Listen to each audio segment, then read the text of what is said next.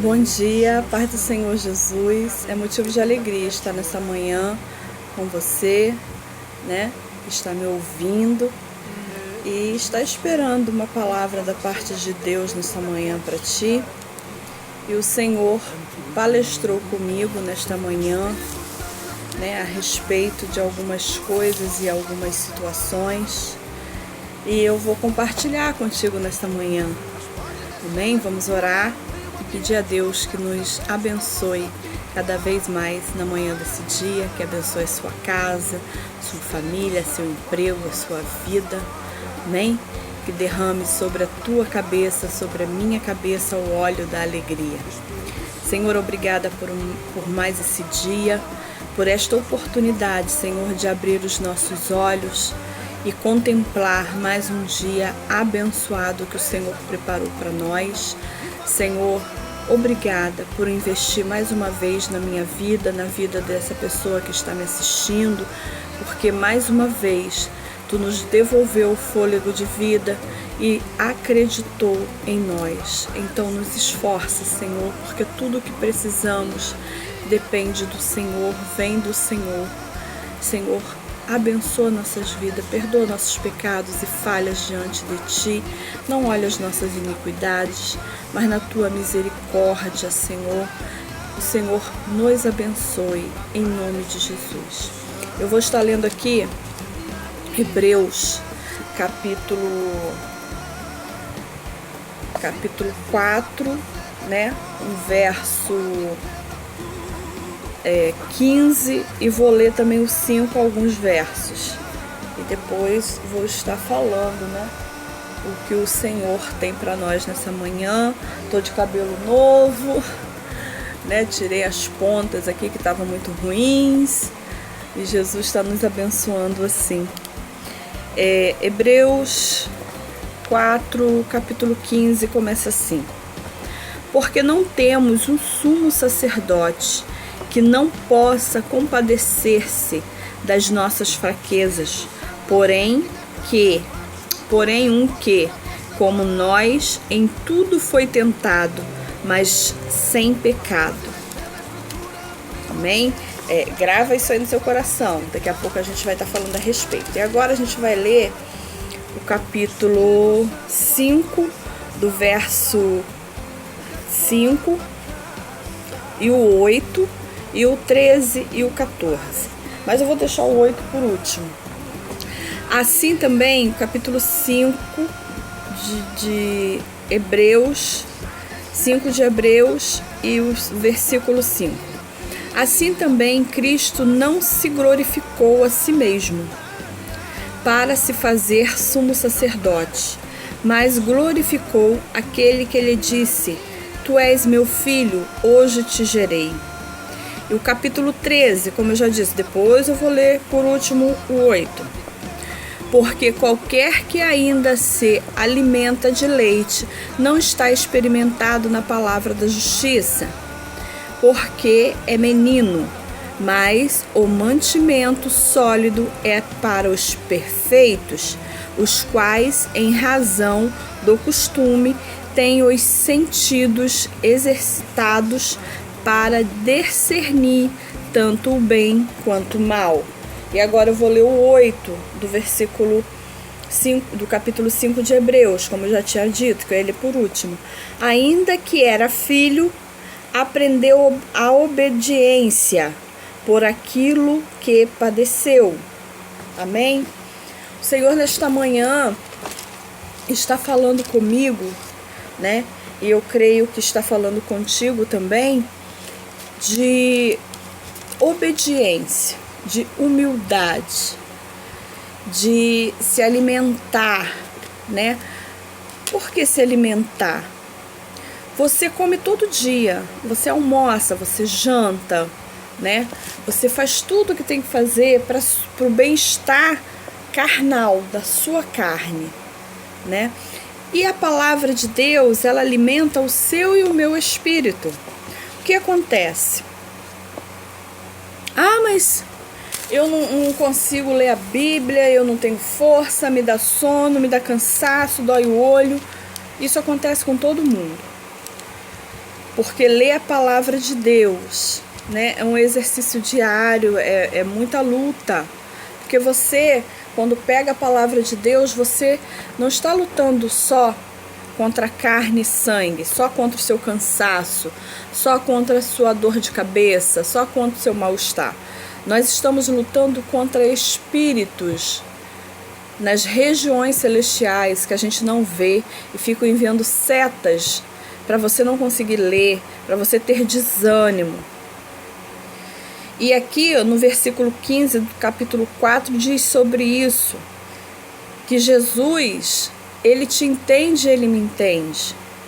Por isso que ele falou, né? Deus falou assim para Josué: esforça-te, seja corajoso, tenha bom ânimo. Por quê? Porque em tudo com Deus você tem que se esforçar, eu tenho que me esforçar.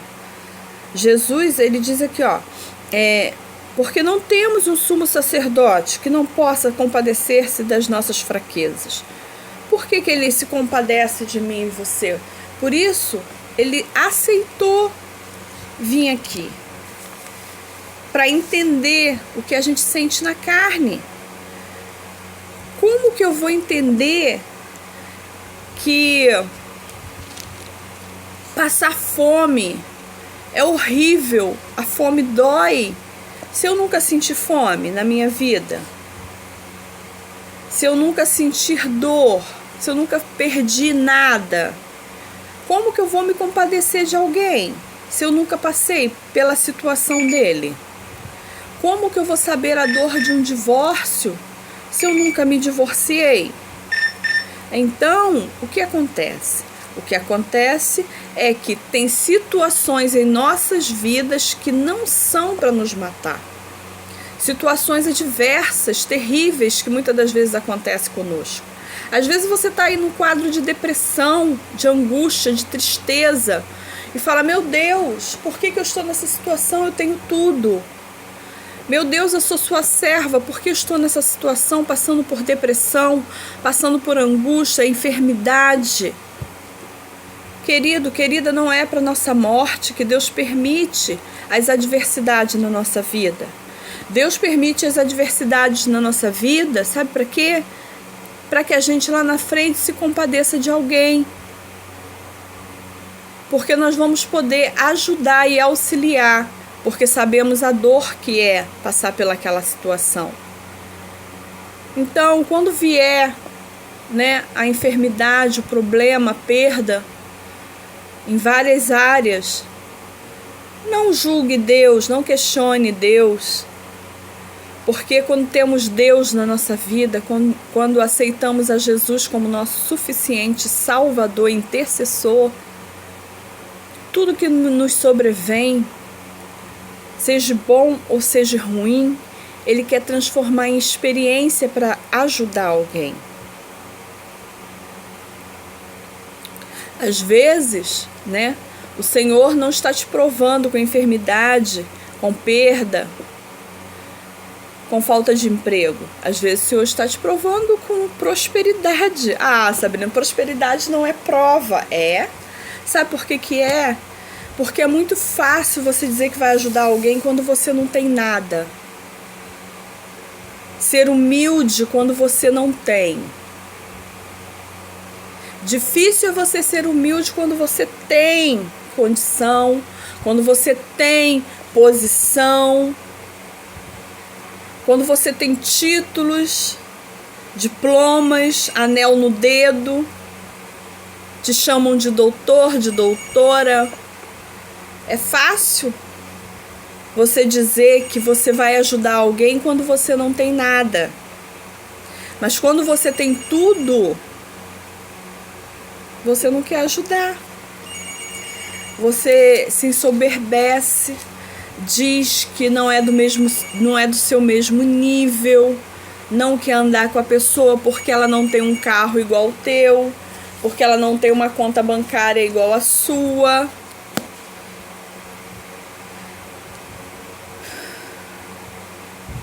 Chega perto de você pedindo uma cesta básica, chama de vagabundo.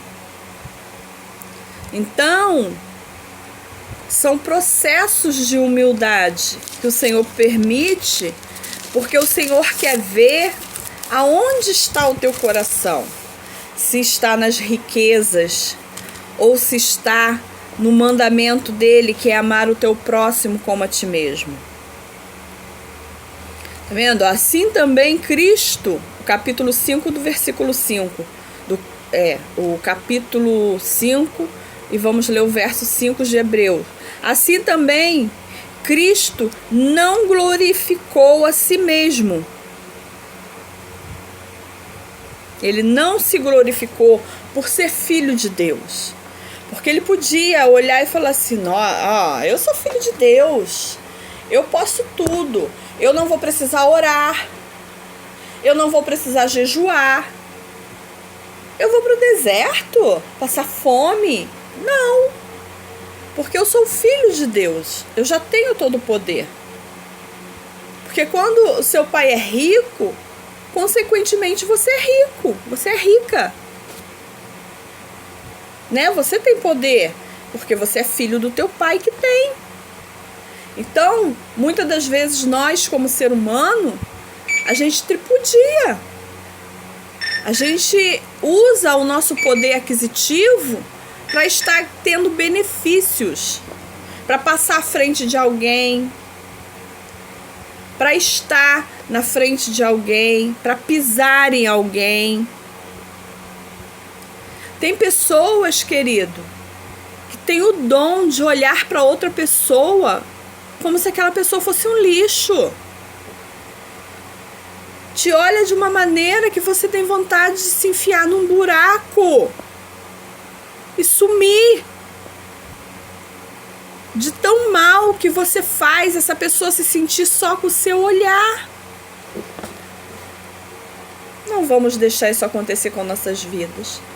Vamos pedir a Deus um olhar de misericórdia, de compreensão, de amor, para que possamos ajudar pessoas. Amém? Não deixa o seu poder aquisitivo te afastar de Deus. Porque quando você se afasta de uma pessoa que não tem seus privilégios, que não tem sua conta bancária, que não tem um emprego igual ao teu, que não se veste igual a você, você se afasta de Deus, querido. Jesus diz na tua palavra, eu fui mendigo, eu fui uma pessoa sem nenhuma estrutura e você não me ajudou, não me estendeu a mão. Eu estive preso, você não me visitaste, eu estive doente, você não foi me ver. Eu passei fome, tu não me deste de comer, eu estive nu, tu não me deste de vestir. E ele diz que vamos perguntar quando o Senhor esteve dessa forma. E quando? Ele vai dizer para mim e para você, quando você deixou de ajudar um desses. É muito triste a gente pensar em nós mesmos, eu estar aqui no conforto da minha casa, com minha comida, a minha cama, o meu ventilador, as minhas roupas, e alguém chegar até mim e eu não estender as mãos. É muito triste isso, então não vamos deixar isso acontecer com a gente, não vamos afastar Deus de nós. Quer curar sua depressão? Ajude alguém. Doe um bocado dessas roupas aí que tá dentro do seu guarda-roupa. Doe um bocado da sua comida que tá aí no armário, até dando bicho muitas das vezes, porque você nem usa. Nem come. O pão que tá ficando duro, que tá aí no seu armário. Procure ajudar alguém, que isso vai te fazer tão bem. Isso vai me fazer tão bem. Então o Senhor, Ele não se autoglorificou. Toda a glória Ele dava para Deus, o Pai dele. Ele dizia, né? Por quê? Mas por quê? Né? Aqui no capítulo 3, 13 e 14 nos fala. Porque muitas das vezes nos sobrevêm coisas que a gente não sabe lidar, ou não quer lidar. Uma palavra que vem e você já fica estremecido. Eu costumo dizer que é crente cristal, que não pode tocar, que trinca, que quebra. Por quê? Porque você não come comida sólida. Você só quer ouvir o que te dizem. Você só quer ouvir elogios. Você só quer que a pessoa passe a mão na tua cabeça. Vou te dar um exemplo. Uma vez eu estava reclamando de uma situação na minha vida com uma irmã de outra denominação, com uma mulher de Deus de outra denominação, e eu reclamando, né, da situação que estava acontecendo com a minha vida e que aquilo não mudava e que não progredia e continuava da mesma forma e que não mudava. Ela virou para mim e falou assim: Sabrina, você tem que mudar. Não é essa situação que tem que mudar. A mudança tem que começar em você.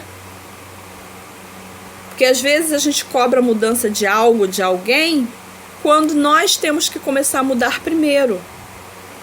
E quando ela me disse aquilo, foi um baque. Porque ela me confrontou de uma forma... Você acha que eu gostei, primeiro momento, de ser confrontada daquele jeito? De ouvir essa verdade? Ela futucou na ferida. Limpou ali, ó. Tirou a secreção. E doeu. Dói. Isso é comida forte. Isso é um alimento forte. Chega uma hora que não é mais tempo de você ficar sendo bajulado, de você ouvir só sim, sim, não, é verdade, você tem razão, eu concordo, você tá certo, verdade, é isso, é aquilo. Desconfie de pessoas que só vivem te dando razão, querido. Porque nós não temos razão o tempo todo. Eu fico assim, admirada de pessoas que vão para a igreja especificamente para ouvir uma profecia. Eu quero ouvir Deus usar alguém para mim. Eu quero ouvir uma profecia. Gente, eu tremo e temo diante de um profeta de Deus. Sabe por quê? Porque a palavra dele, é ele que vai vir até você para falar. E eu não me acho apta. Eu não me acho que eu esteja bem para Deus chegar diante de mim e me falar algo. Porque eu sou pecadora, eu erro toda hora, eu peco toda hora. E eu nunca acho que Deus vai me dar uma palavra de... eis que estou me agradando de ti, eis que isso, eis que aqui... Eu sempre acho que Deus vai me dar uma palavra de correção, porque é o que eu mereço. É o que eu preciso. Não que Ele faça, que o Senhor é infinito em misericórdia. Entenda algo que eu vou dizer. Hoje, Jesus é o seu advogado. Você vai estar errando, Ele vai estar sempre te defendendo perante o Pai. Sempre que você faz algo que não agrada a Deus, Jesus vai lá e intercede por você. Não, Pai, não permita, porque o inimigo ele vai diante de Deus pedindo a nossa alma todo dia. E Jesus intercede por nós, dizendo: não, Pai, não deixa, não permite que ele toque. Ajuda, porque eu fui lá, eu sei como é difícil. Lembra do meu sangue, Pai? Eu morri por ela, eu morri por ele. Então não é por mérito seu que você é livre, que você recebe livramento. É porque Jesus tem intercedido por mim e por você. Mas vai chegar uma época, vai chegar um tempo que esse Jesus que nos defende hoje vai ser o nosso juiz. E o dia que ele for o nosso juiz, não vai ter quem nos defenda, nem nós mesmos. Porque o Espírito nos convence do pecado, da justiça e do juízo. Nós não vamos ter como correr. Amém? Então, por último, façamos como Jesus, no capítulo 8 de Hebreus 5, que diz assim: ainda que era filho, aprendeu a obediência por aquilo que padeceu. Eu preciso obedecer a Deus porque é para o meu bem. É pro seu bem. Deus não é carrasco. Se ele diz, Sabrina, você não pode fazer isso, eu não me agrado do que você está fazendo. Fulana, eu não me agrado do que você está fazendo. Letícia, Ivete, Marília, Lúcia, Pedro, Paulo, João, Leonardo. Eu não me agrado do que você está fazendo. Eu quero que você me obedeça. Quando o Senhor chega a falar isso pra gente, é porque é pro nosso bem. É para que não peguemos uma enfermidade grave, é para que não morramos. É para que não entremos em depressão. É para que não fiquemos mal na sociedade. É para que não passamos processo que não tem necessidade da gente passar. Então, façamos como Jesus fez. Ele era Deus e em tudo obedeceu. Quando um discípulo falou para ele que ele era bom mestre, por que me chamas bom? Bom é meu Pai que está no céu. Ele não aceitava, porque ele sabia o lugar dele. E eu e você precisamos saber o nosso lugar diante de Deus. Que o Senhor possa estar nos convencendo. Se você ainda não tem Jesus como Salvador. Ah, Sabrina, eu leio a Bíblia, não entendo. Eu não ouço, não reconheço a voz de Deus. Para você fazer isso, você tem que aceitar Jesus Cristo como teu Salvador. Porque quando ele morreu e ressuscitou, ele reuniu um povo, os discípulos, e falou assim, olha, estou indo para o meu Pai, estou voltando para lá. Vou preparar-vos um lugar. Mas vos deixo o Espírito Santo, o Consolador, o ajudador, o instrutor para vocês. E quando eu for e preparar este lugar, eu voltarei. Aleluia. E levarei vocês para mim mesmo. O Senhor nos prometeu. E para você ter isso, você precisa aceitar Jesus como teu Salvador. Reconhecer que Ele morreu pelos seus pecados. E quando você fizer isso, o Espírito Santo vai entrar dentro de você. E Ele vai te instruir dentro da palavra. Você vai reconhecer a voz do seu pastor, que é Deus. E vai conseguir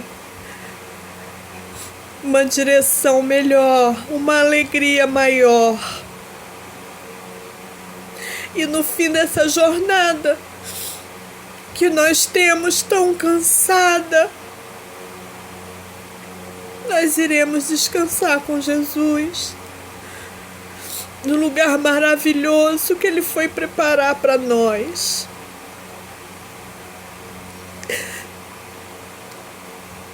Tem pessoas dizendo que é mentira, que Ele não vai voltar, que isso é desde a tataravó. Mas o Senhor já voltou para muitos. O Senhor já voltou para muitos. Não seja um que não tenha o selo do sangue quando descer à sepultura. Não seja. É fácil ser evangélico, seguir a Bíblia. Eu não estou falando de denominação e religião. Eu estou falando de ler a palavra de Deus, de seguir este manual. Eu estou falando disso aqui, da Bíblia. É difícil, às vezes é até doído, mas a paz que essa palavra que traz ao nosso coração conforto, direção, nada nos traz. Deus e Jesus você não vê, você não toca, mas você é tocado por Ele. Você sente Ele. Ele te toca. E quando Ele te tocar, você vai sentir. Então, se você ainda não levantou as suas mãos cansadas para o Senhor, faça isso agora. Levante as tuas mãos e diga: Senhor, me aceita, porque eu te aceito como meu Salvador. Senhor, eu te aceito e eu creio que o Senhor veio em carne, nasceu de uma virgem, morreu por meus pecados e ressuscitou ao terceiro dia por minha vida. Eu te aceito como meu Salvador. Escreva meu nome no livro da vida e faça em mim segundo a tua vontade. Procure uma igreja, não porque a igreja, sem a igreja tu não vai alcançar a salvação, mas ali a gente recebe instrução, participa da ceia, que é o mandamento de Jesus, que até que Ele venha a gente ceie em memória dEle. É para isso que a gente vai na igreja evangélica, para ceiar, que é o mandamento bíblico. Ele deixou aqui pra gente, confirma perante os homens que você o aceitou como seu Salvador e sigam a vida com Ele, que eu lhe garanto que tudo vai ser diferente. Um beijo no coração. Esse foi mais um seu, meu, nosso devocional de cada dia. Amo a todos em Cristo Jesus. Amém e a paz do Senhor.